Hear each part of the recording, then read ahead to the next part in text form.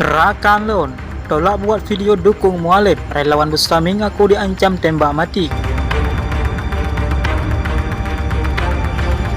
Banda Aceh, Sekretaris Relawan Rumah Kita Bersama Aceh Taming, Safwan mengaku diancam bunuh ditembak oleh sekelompok orang yang mendatanginya di warung kopi. RKB merupakan relawan pendukung pasangan calon Bustami Hamzah M. Fadir Rahmi di Pilgub Aceh 2024.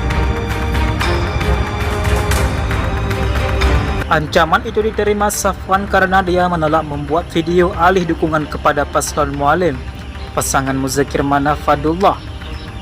Ketua RKB Aceh Taming, Asrizal Asnawi, menyebutkan insiden itu bermula saat dua mobil yang ditumpangi pelaku mendatangi rumah korban Minggu 10 November sore sekitar pukul 19 waktu Indonesia Barat. Ketika dihubungi, korban mengaku sedang berada di warung kopi sehingga pelaku menyambanginya. Jam 10 malam kedua mobil itu tiba di Warkop.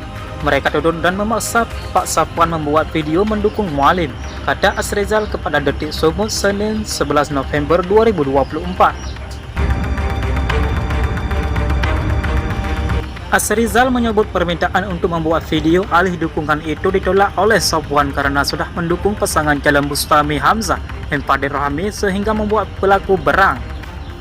Pelaku sempat pemegang kerah baju Safwan namun dilarai oleh warga yang berada di warung kopi tersebut.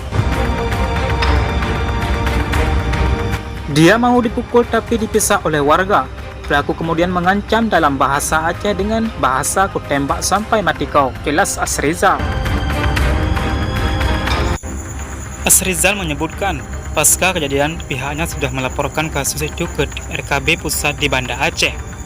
Mereka juga berencana membuat laporan pengancaman tersebut ke polisi.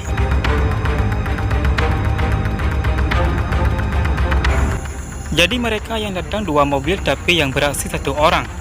Di sini pelaku juga sering mengancam saksi-saksi kami dengan mendatangi rumah-rumah mereka, ujar Asrizal. Hanya sekian, Net TV mengabarkan.